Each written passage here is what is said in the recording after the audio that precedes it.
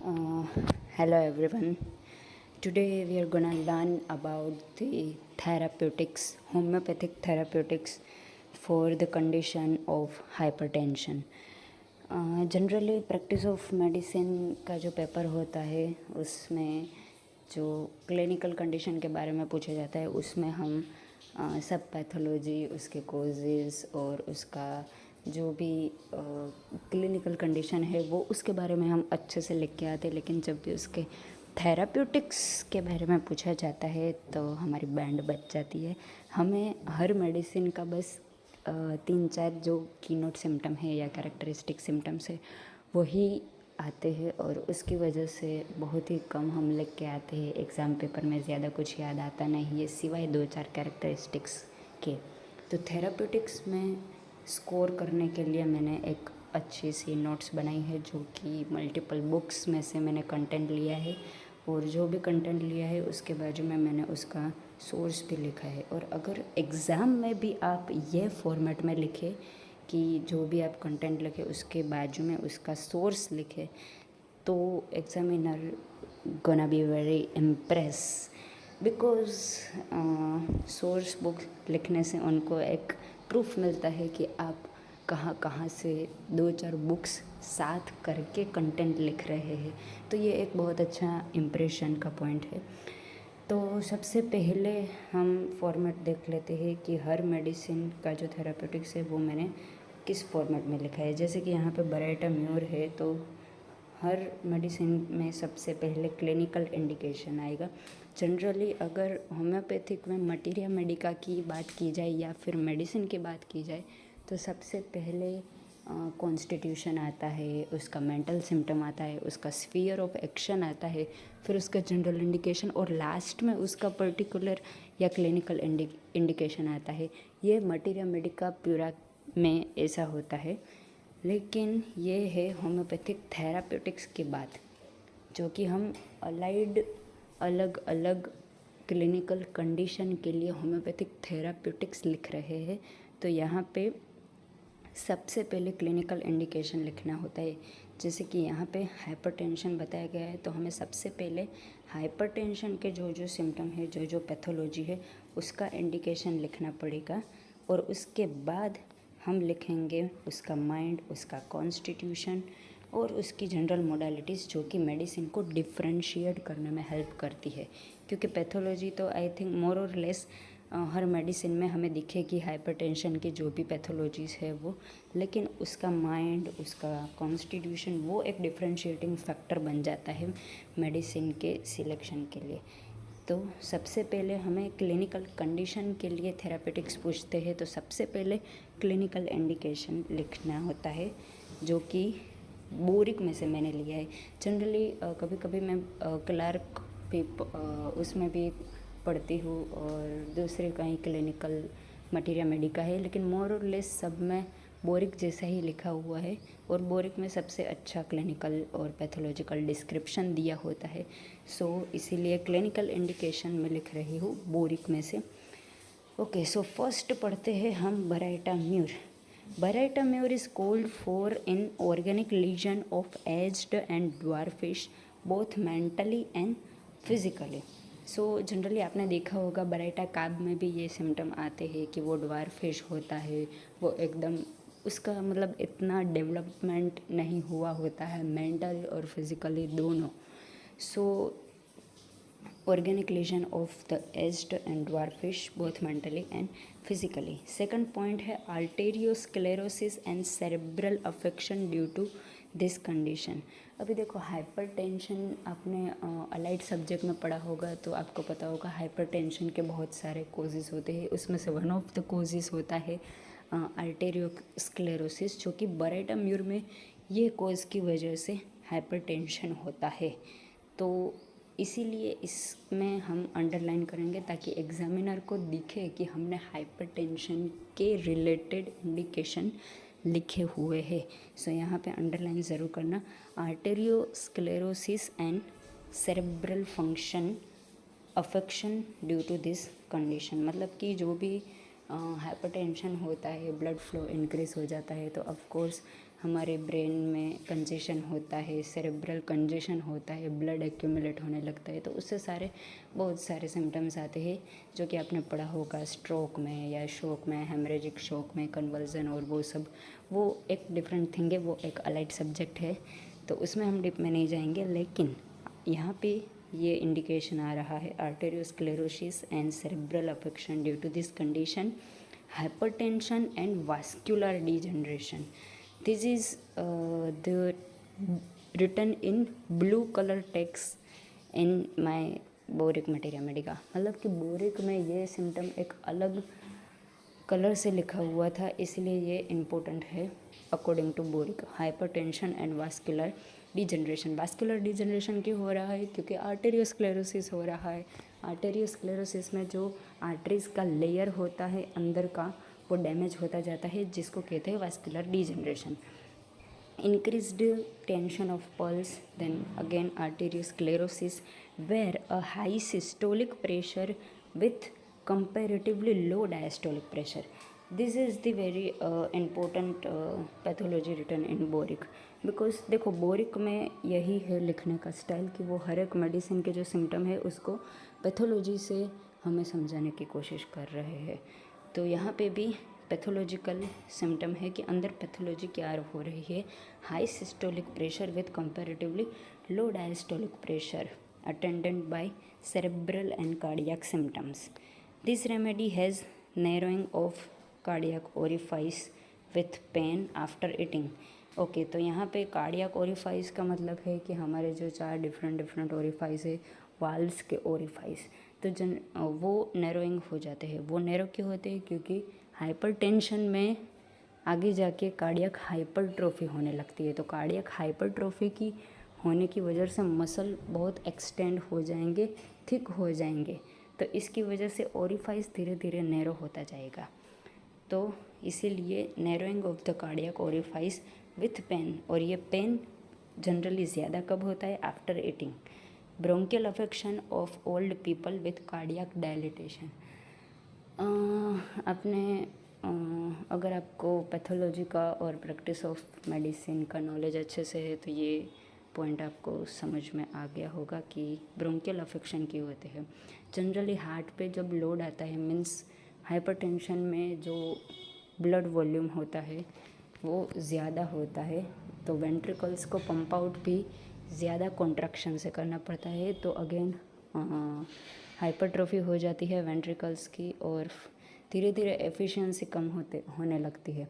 तो जो back pressure जाता है वो लेफ़्ट वेंट्रिकल से, left atrium, then left atrium से पल्मोनरी वास्कुलेचर में बैक प्रेशर जाता है।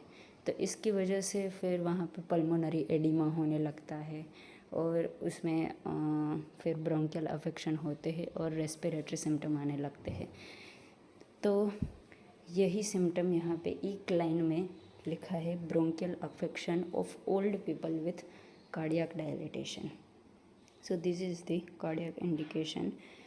Then mind symptom of Kent, anxiety in evening about the future.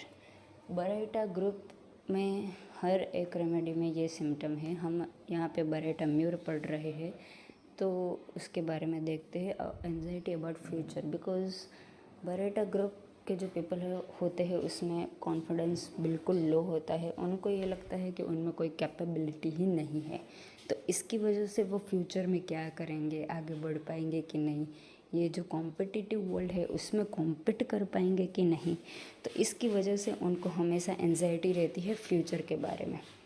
Concentration impossible, क्योंकि उनका डेवलपमेंट ही नहीं हुआ है physical as well as mental, so वो कंसंट्रेशन नहीं कर पाएंगे इतना जितना कि एक ऑर्डिनरी पीपल कर लेते हैं। So concentration impossible. Delusion that he walks on his knees.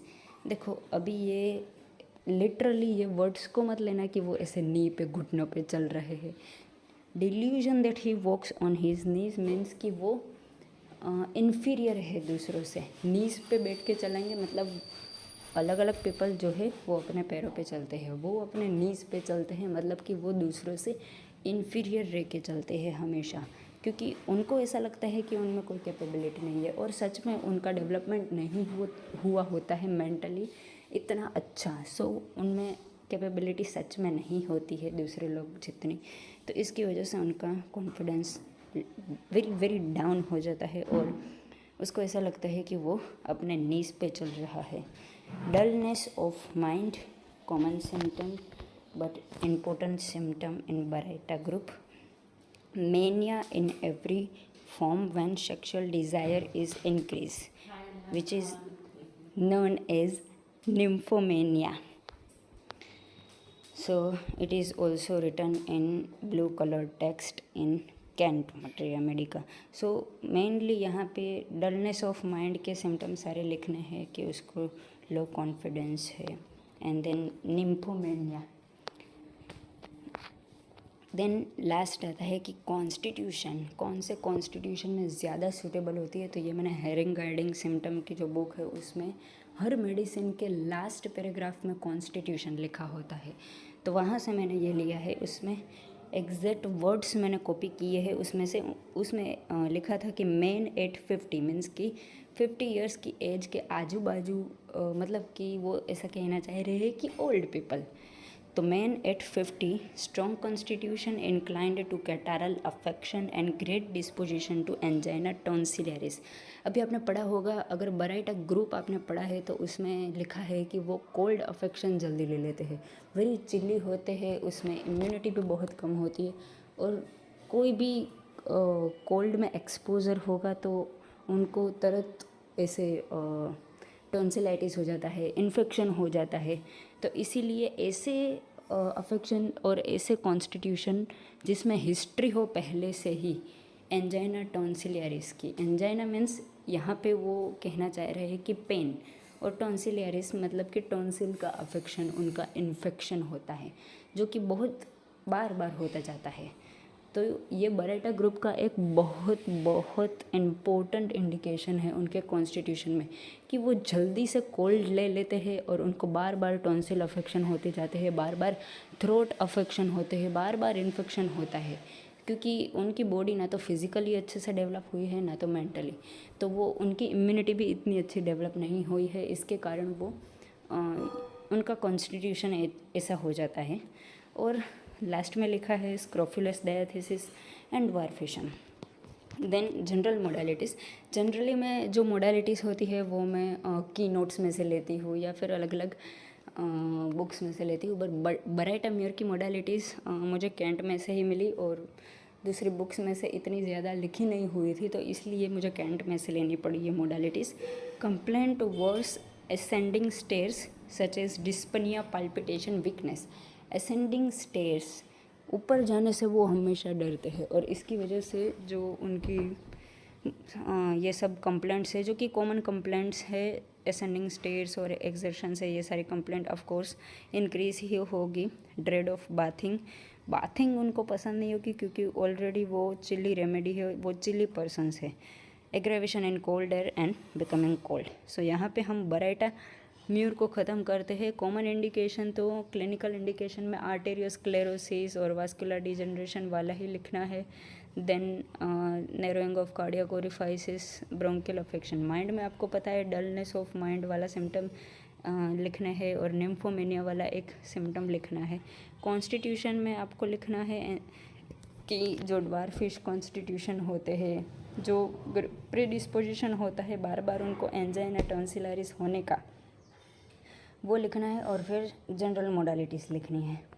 Second remedy आती है ग्लोनोइन। अभी ग्लोनोइन अगर आपने मटेरिया मेडिका में स्टडी करी होगी तो आपको पता होगा कि ग्लोनोइन में जो हेडेक है वो बड़ा प्रोमिनेंट हेडेक है, और वो हेडेक में एक सिम्टम लिखा होता है कि rush of blood goes to the head, right. ये सिम्टम दो मेडिसिन में है, एक ग्लोनोइन में है और एक बेलाडोना में भी है, लेकिन अभी हम ग्लोनोइन पढ़ रहे हैं। आई थिंक मैंने ग्लोनोइन का स्पेलिंग जो है वो गलत लिख दिया है, आई एम सॉरी, बट आप देख लेना कि ये क्रॉस चेक कर लेना कि सही है कि नहीं, मुझे माफ़ कर दीजिएगा। तो ठीक है, हम आगे बढ़ते हैं।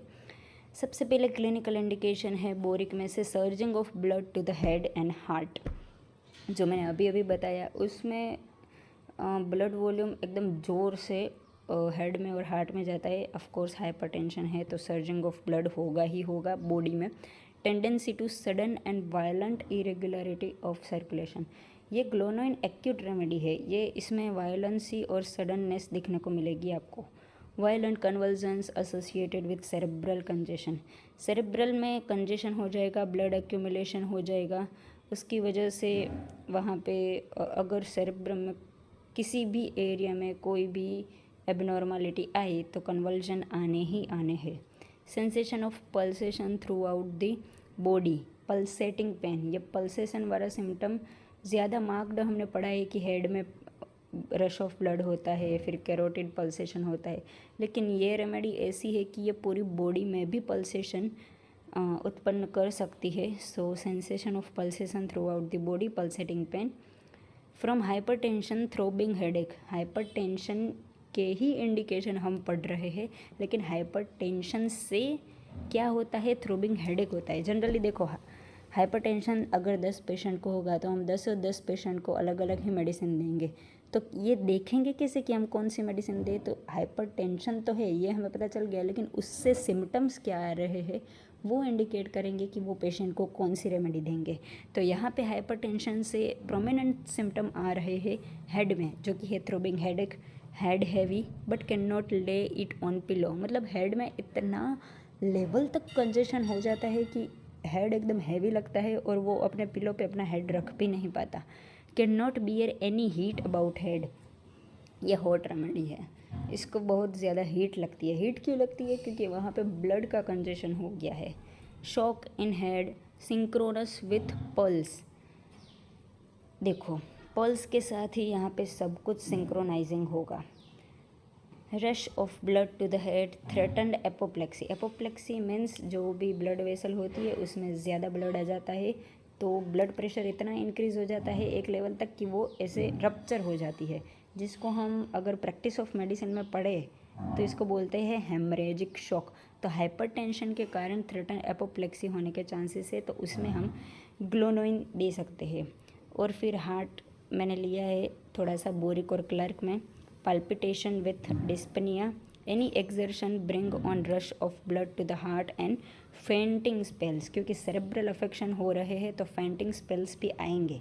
throbbing in the whole body to finger tips, यह हमने आगे भी देख लिया कि पल्सेशन होगा, थ्रोबिंग होगा बॉडी में, इवन फिंगर टिप्स तक वो पल्सेशन जाएगा। Accelerated pulse and pulsation of carotid arteries, stitches from heart extending into back, heart affection जो इतना वायलेंट होगा कि हार्ट में जो स्टीच हो रहा है वो बैक तक जाएगा। Purring noise in the region of heart when lying, pulse intermittent, ये जो लास्ट वाला सिम्टम है वो क्लर्क का है। प्योरिंग नोज मीन्स आज की भाषा में अगर इसको बोले तो है हार्ट के मर्मर्स। जब भी हार्ट में कोई एबनॉर्मलिटी होती है, जब भी उसके फ्लो में कोई एबनॉर्मलिटी आती है तो हमें मर्मर्स सुनाई देते हैं, फिर उसमें डिफरेंट डिफरेंट मर्मर्स होते हैं। तो उसका जो विंटेज टर्मिनोलॉजी यहाँ पे लिखा हुआ है क्लर्क ने, वो है purring noise in region of heart when lying and pulse intermittent. Then Kent ji ने एक बहुत ही कैरेक्टरिस्टिक सेंसेशंस लिखा है जो मुझे बहुत पसंद आया। अगर आप ये लिखेंगे और बाजू में लिखेंगे कि ये जो लाइन है वो मैंने कैंट में से ली है, एग्जामिनर पढ़ के बहुत इम्प्रेस होगा कि ये मल्टीपल बुक्स में से पढ़ता है ये बंदा, तो इसको ज़्यादा मार्क्स मिलने चाहिए। तो इसीलिए मैंने इसी तरह की नोट्स बनाई है आपके लिए, ताकि आपको थेराप्यूटिक्स में आसानी हो। तो ये कैरेक्टरिस्टिक एक सेंसेशन मिला है मुझे कैंट में से। वो लिखते हैं कि ही मीन्स की patient, he complaints of surging in head, a warm glowing sensation in head or feeling of intense glowing from stomach or from chest up into head, attended at times with loss of consciousness।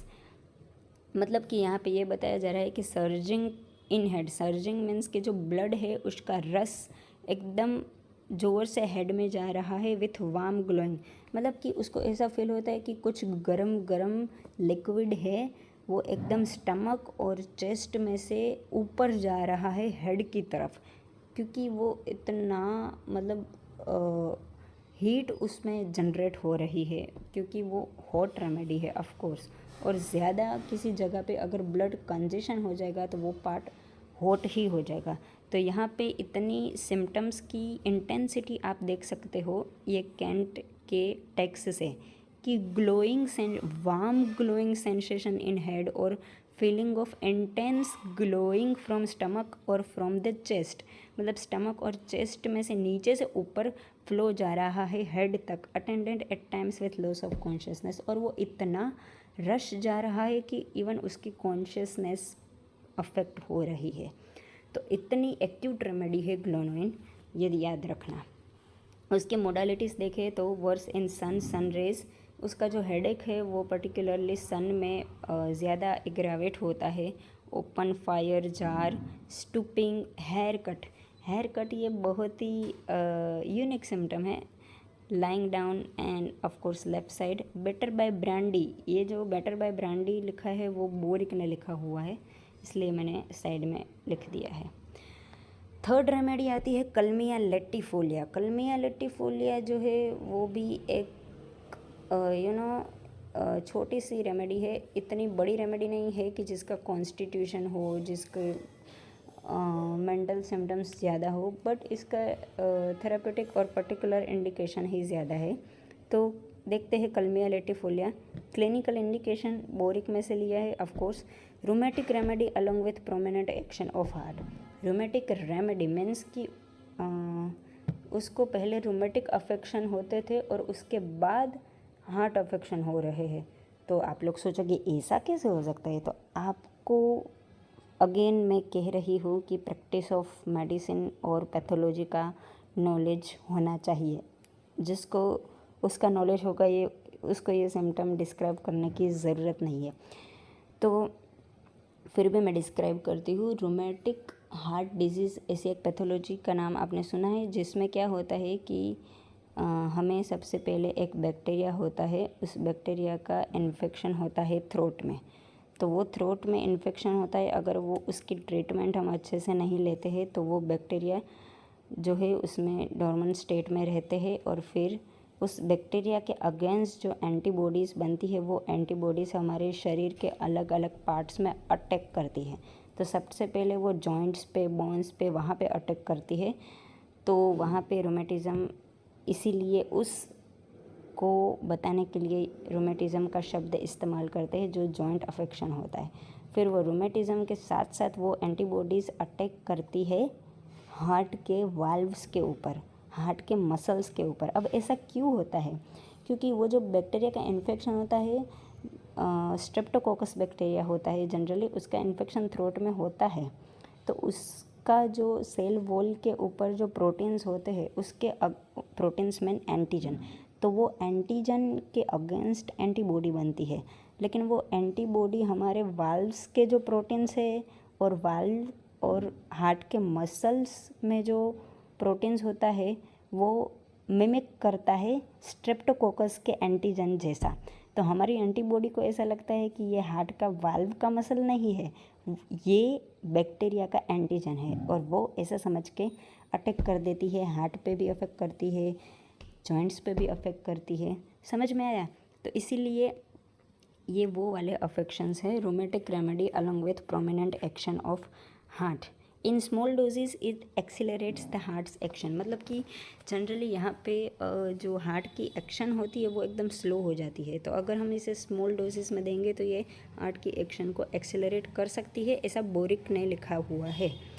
फिर heart के बारे में क्या लिखा हुआ है? Fluttering of heart with anxiety, weak and slow pulse. देखा यहाँ पे स्लो पल्स आती है, हार्ट की जो एक्टिविटी है वो स्लो हो जाती है। तो इसकी वजह से यहाँ पे हम अगर उस मेडिसिन को दें तो ये हार्ट के एक्शन को एक्सेलरेट कर सकती है।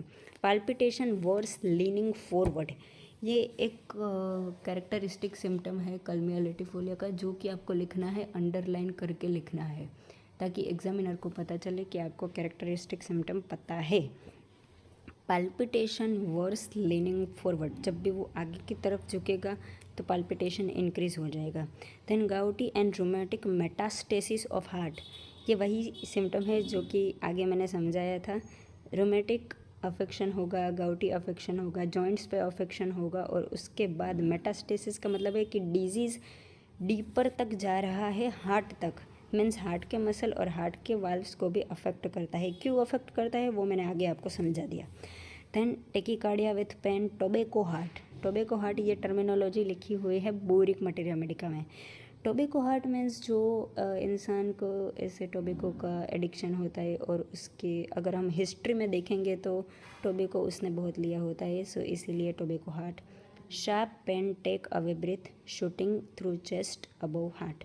कैरेक्टरिस्टिक्स अगेन मैंने कैंट्स में से लिए है। This remedy has cure this state, means Kent कह रहे हैं कि ये रेमेडी ये स्टेट को क्योर कर सकती है। कौन सी स्टेट को, वो आगे लिखा हुआ है। Palpitation very marked when lying on left side, ameliorated while lying on back. मतलब कि वो कह रहे हैं कि पाल्पिटेशन अगर हम वो लेफ्ट साइड पे सोएगा तो ज़्यादा होगा, लेकिन वो बैक में आएगा तो कम होगा। समटाइम्स एमिलियोरेटेड व्हेन सिटिंग इरेक्ट, मतलब कि वो इरेक्ट सिटिंग करेगा, मतलब कि वो सीधा बैठेगा, आगे या पीछे लीन हो के नहीं बैठा है, सीधा बैठेगा तो भी पाल्पिटेशन में आराम मिलेगा। लेकिन एग्रावेशन व्हेन बेंडिंग फॉरवर्ड, ये सेम सिम्टम बोरिक ने भी लिखा था और ये कैंट भी कह रहे हैं, सो इसीलिए ये इम्पोर्टेंट सिम्टम है। आगे क्या लिखा है कैंट ने, this symptom alone cause this remedy to stand out in relief, मतलब अगर ये एक सिम्टम भी मिल गया तो ये रेमेडी रिलीफ दे सकती है। Rheumatic patient where syphilis is at bottom, syphilitic rheumatism that has taken the course described until finally the heart has become affected and there is thickening of valves। मैंने कहा ना कि रूमेटिज़म उसकी हिस्ट्री में अगर आप देखोगे तो कोई ना कोई इन्फेक्शन आपको मिलेगा। यहाँ पे सिफिलिस का इन्फेक्शन है और वो सिफिलिस का इन्फेक्शन सप्रेस हो गया है और उसके बाद लास्ट में हार्ट अफेक्ट हुआ है। You will be guided to it especially if pain wander from place to place above to downward। Generally हमें एक ही मेडिसिन पता है कि पेन अगर एक प्लेस से दूसरे प्लेस में वंडर होता है तो पल्साटिला होता है, लेकिन कलमिया लेटिफोलिया में भी ये सेम सिम्टम है, प्लेस टू प्लेस, और ये इंपॉर्टेंट सिम्टम है, अंडरलाइन करके लिखना। और अबव टू डाउनवर्ड भी इंपॉर्टेंट सिम्टम है, तो ये उसके पेन की कैरेक्टरिस्टिक है। मोडालिटीज़ है एग्रावेशन, लेनिंग फॉरवर्ड, हमने बहुत बार देख लिया है और काउंस में लिखा है अपोजिट टू कालीकार्प। अगर आप कंपेयर कॉन्ट्रास्ट वाले मेडिसिन भी साइड में लिख लेते हैं तो आपको एक्स्ट्रा मार्क्स मिल सकते हैं। और किससे एग्रावेशन होता है, looking down, motion and open air. Oram metallicum, this is the big daddy, ये एक बहुत ही इम्पोर्टेंट रेमेडी है आपके हाइपरटेंशन के लिए, जो कि वेसल्स को अफेक्ट करती है, हार्ट को अफेक्ट करती है, लीवर को अफेक्ट करती है। अब आप सोचोगे कि हार्ट और लिवर का क्या कनेक्शन है, भैया कनेक्शन है। जब राइट हार्ट में अफेक्शन होता है तो वेना कावा में बैक प्रेशर जाता है, प्रेशर वेना कावा में इंक्रीज होता है और वेना कावा का बैक प्रेशर जाता है पोर्टा में, पोर्टल हाइपरटेंशन होता है, उसकी वजह से लीवर अफेक्शन भी होता है। आपने पढ़ा होगा प्रैक्टिस ऑफ मेडिसिन में कार्डियो हिपैटिक सिंड्रोम, अगर नहीं पता है तो वो डिटेल में पढ़ना, आपको पता चलेगा कि हिपैटिक और कार्डियक दो एक साथ कैसे होते हैं। तो अभी हम पढ़ते हैं clinical indication, boric, palpitation and congestion, ये कॉमन, एकदम कॉमन है, हाइपरटेंशन में ये होगा ही होगा। Ascites often in conjunction with heart affection. Ascites generally कब होता है, जब मतलब असाइटिस के बहुत सारे रीज़न होते हैं, लेकिन कॉमन रीज़न होता है कि पोर्टा में हाइपरटेंशन हो गया तो इसकी वजह से वहाँ पे प्लाज्मा जो है पूरा बाहर निकल आता है और जो हमारी पेरिटोनियल कैविटी है उसमें फ्लूइड एक्यूमुलेट हो जाता है, तो उस कंडीशन को बोलते हैं असाइटिस। तो हार्ट में अफेक्शन होगा, जनरली राइट हार्ट पे यहाँ पे अफेक्शन हो रहा है, इसीलिए बैक प्रेशर वेना कावा से आके पोर्टा में हाइपरटेंशन कर रहा है और उसकी वजह से असाइटिस हो रहा है। तो ये सिम्टम ओरम में डिफरेंट है, ये लिखना ही लिखना है। आर्टेरियोस्क्लेरोसिस यहाँ भी होता है, और किस मेडिसिन में देखा आर्टेरियोस्क्लेरोसिस हमने, बराइटा म्यूर में। High blood pressure, sclerosis of liver, arterial system and brain, तो यहाँ पे लीवर अफेक्शन भी आएंगे। Heart sensation as if heart stopped beating for 2 और 3 बीटिंग फॉर 2 और 3 सेकंड, मतलब कि यहाँ पे ये लिखा हुआ है कि उसको 2-3 बीट्स आएगी, 2-3 बीट्स के बाद ऐसा लगेगा कि मेरा हार्ट स्टॉप हो गया है। 2-3 सेकंड के लिए ही उसको ऐसा लगेगा कि हार्ट मेरा स्टॉप हो गया है। Immediately followed by tumultuous rebound with sinking at epigastrium. अच्छा देखो, ये बहुत इंपॉर्टेंट सिम्टम है ओरम मेटालिकम्मा। मैं डिटेल में समझाती हूँ कि कैसे होता है। हमारा हार्ट ऐसे बीट करता है ना, 1 2 3 4 5 6 7 8 9 10 ऐसे कंटिन्यू वो बीट करता रहता है। तो यहाँ पे ओरम के पेशेंट में क्या होगा, हार्ट बीट करेगा 2 और 3 बीट के लिए कि 1 2 3, फिर 2-3 सेकंड के लिए रुक जाएगा। उसको ऐसा लगेगा कि मेरा हार्ट स्टॉप हो गया है, सिर्फ 2 और 3 सेकंड के लिए। और 2-3 सेकंड के बाद एकदम ज़ोर से बीट आया, एकदम ज़ोर से रिबाउंड हुआ, हार्ट एकदम ज़ोर से पल्पेट हुआ, उसको ऐसा लगेगा। तो ये एक सिम्टम है, इम्पोर्टेंट सिम्टम है। Pulse rapid feeble, irregular, hypertrophy, high blood pressure. High blood pressure में हाइपरट्रोफी होगा वेंट्रिकल, लेफ्ट वेंट्रिकल का। वाल्वुलर लीजन ऑफ आर्टेरियोस्क्लेरोटिक नेचर, और ये अगर अफेक्शन है वाल्वुलर लीजन और हाइपरट्रोफी तक चला गया है डिजीज़, तो बोरिक ने रिकमेंड किया है ओरम को 30 पोटेंसी में देने का। Mind, of course Oram is well known remedy for their mental affection. तो कैंट में से मैंने मेंटल अफेक्शंस लिए हैं जो आपको लिखने हैं। Melancholy and sadness, hopelessness, no love for life, tendency to suicide, मतलब कि उसको अपनी लाइफ से कोई लगाव नहीं है, उसको बस सुसाइड करना है, लाइफ जीने में उसका कोई इंटरेस्ट नहीं है। Aurum produces such affection of liver as are associated with cardiac affection, मतलब कि ओरम मेंटल अफेक्शन ऐसे प्रोड्यूस करता है कि जिससे कार्डियक और लिवर का अफेक्शन हो। ये केंट सर कह रहे हैं, देखते हैं आगे पैराग्राफ में ये बात बोल रहे हैं वो। You will notice that wherever affection are preeminently disturbed in mental disease that are either cardiac weakness, endocarditis, enlargement of heart or some organic or function disease of heart, मतलब कि वो ये कह रहे हैं कि जनरली आप पेशेंट में देखेंगे कि जब इतने लेवल तक वो मेंटल डिप्रेशन चला जाता है पेशेंट में कि उसको सुसाइड करना है, उसको ज़िंदगी से कोई लगाव नहीं है, तो ये बहुत ही डीपर लेवल का डिप्रेशन है। तो इतने ज़्यादा मेंटल अफेक्शन, इतने ज़्यादा डिस्टर्बेंस है मेंटल में, तो इससे जनरली वो डिजीज़ कार्डियक वीकनेस में ट्रांसफॉर्म हो सकता है, कार्डियक अफेक्शंस हो सकता है, हार्ट एनलार्जमेंट हो सकता है। तो ये कैंट ने मेंटल कंडीशन को फिज़िकल कंडीशन के साथ कनेक्ट करके लिखा हुआ है। देन कॉन्स्टिट्यूशन, हेरिंग में से लिए हुए, constitution broken by combined influence of syphilis and mercury. Aurum is well known antisyphilitic remedy, ये आपने सुना होगा, तो इसीलिए इसका कॉन्स्टिट्यूशन ऑफ कोर्स इन्फ्लुएंस हुआ है सिफिलिस एंड मर्क्यूरी के साथ।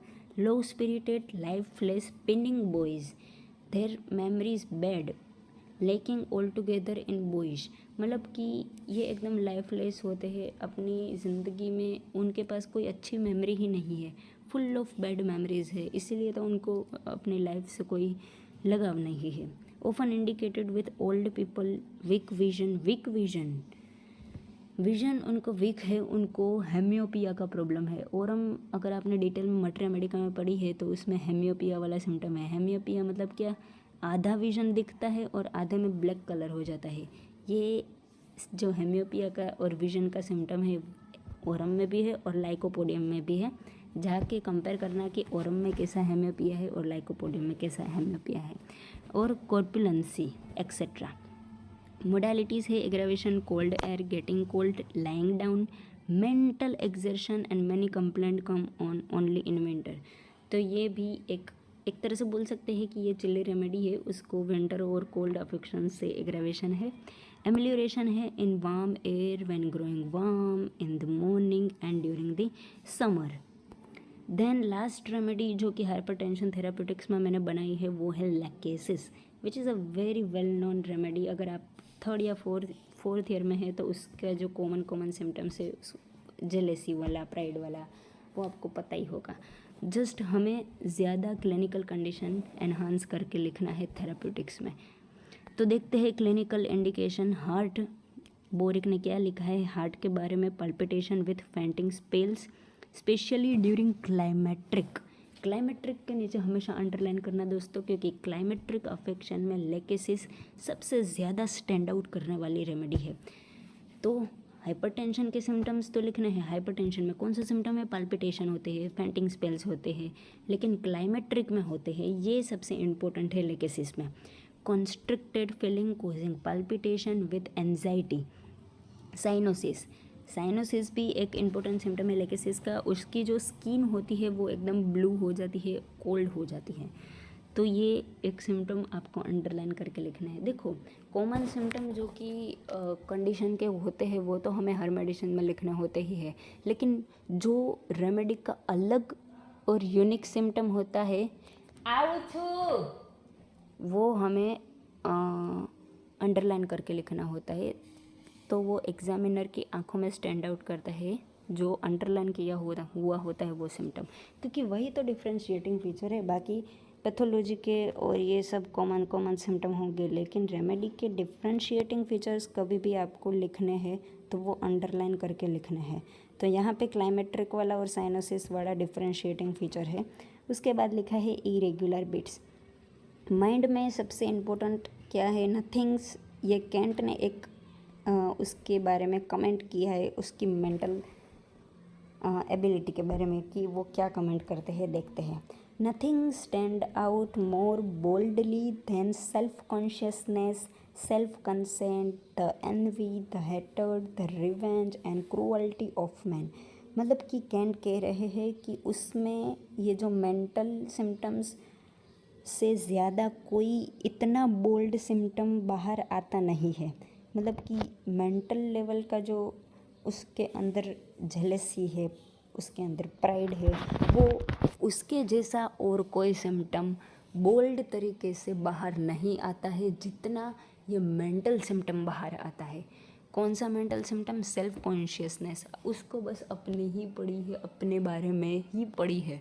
सेल्फ कंसेंट, एनवी, हेटर्ड, वो अंदर से ऐसे हेट करता है दूसरे को कि वो मेरे से आगे कैसे निकल गया। द रिवेंज, और फिर वो रिवेंज लेता है। And the cruelty of man, the state of religious melancholy की with religious insanity and common attendant with loquacity. Loquacity means intense talkativeness. वो बोलता ही रहता है, लोगों को अपनी बातों में मैनिपुलेट करता है। तो ये भी एक सिम्टम है। कॉन्स्टिट्यूशन लास्ट में हम देख लेते हैं, हेरिंग में से लिया हुआ है। सबसे पहले आपको पता ही है क्लाइमेट्रिक रेमेडी है। Climacteric elements, hemorrhage, hot flushes, burning vertex, headaches. ये हेमरेज और हॉट फ्लशीज भी बहुत ही इम्पोर्टेंट सिम्टम है। कॉन्स्टिट्यूशन के नज़रिए से देखने के लिए ये रेमेडी में ये होना चाहिए। Better adapted in thin and initiated than to fat person. मतलब ऐसा नहीं है कि वो फैट पर्सन में असर नहीं करेगी ये मेडिसिन। अगर इंडिकेशन है, सिम्टम्स है और टोटालिटी आती है तो आप लेकेसिस दे सकते हैं। लेकिन हेरिंग ने लिखा है कि बेटर हम अडेप्ट कर सकते हैं थिन और इनिशिएटेड में in compare to fat persons. Adapted to those who have been changed both mentally and physically by their illness. मतलब कि ऐसा नहीं है कि लेकेसिस के पेशेंट बाय बर्थ ही मतलब ऐसे होते हैं, ऐसे जेलेसी वाले होते हैं, या फिर फिज़िकली उनको सर्कुलेशन की प्रॉब्लम होती है। नहीं, वो क्लाइमेट्रिक पीरियड में आते आते जब चेंज होता है, क्लाइमेट्रिक पीरियड में क्या होता है? चेंज होता है हमारी बॉडी में, हमारे ऑर्गेनिज्म में, राइट। तो ये जो फिज़िकल चेंज है वो उनकी बॉडी से बर्दाश्त नहीं होता। और अगर उनकी लाइफ में कोई मेंटल चेंज आया, जब कोई कंडीशन चेंज हुई, तो कंडीशन वो ऐसे बर्दाश्त नहीं कर सकते। सो इसीलिए ये उस हिसाब में लिखा हुआ है कि adapted to those who have been changed both mentally and physically by their illness. Last में मोडालिटीज़ पढ़ते हैं। Aggravation after sleep, contact after sleep, ये एग्रावेशन बहुत इंपॉर्टेंट है। Extreme of temperature, mercury, spring, summer, pressure और constriction. तो ये था हमारे आज के हाइपरटेंशन के थेराप्यूटिक्स। आई होप कि आपको कुछ हेल्प मिली होगी। आई थिंक ये मेरा यूट्यूब में पहला वीडियो है, तो शायद मैंने उतना अच्छा वीडियो नहीं बनाया होगा जितना अच्छा सब जो बड़े बड़े यूट्यूबर्स हैं वो बनाते हैं। लेकिन मेरा बस एक मकसद है कि स्टूडेंट्स को हेल्प मिले, थेराप्यूटिक्स कैसे लिखने हैं, थेराप्यूटिक्स की अलग अलग बुक में से कौन से सिम्टम्स लेने हैं। ये बहुत टाइम कंज्यूमिंग होता है ये प्रोसेस, तो इसलिए मैं चाहती हूँ कि अलग अलग बुक्स में से मैं सिम्टम्स निकालूँ और उसके बारे में नोट्स बना के मैं यूट्यूब में प्रोवाइड करूँ और साथ साथ में थोड़ा सा टीचिंग भी कर लूँ। तो अगर आपको कोई भी परेशानी हुई है समझने में तो मुझे माफ़ कर दीजिएगा, और आप कमेंट सेक्शन में ज़रूर लिख सकते हैं कि मुझे अपने वीडियो में क्या क्या इम्प्रूवमेंट लाना चाहिए, और इवन नोट्स में भी अगर कुछ आप इम्प्रूवमेंट देखना चाहते हैं तो ज़रूर कमेंट में लिखिए। और इवन मुझे क्रिटिसाइज़ करना है तो वो भी आप कर सकते हैं, जिससे मुझे एनकरेजमेंट मिले और ज़्यादा अच्छे वीडियोस बनाने का।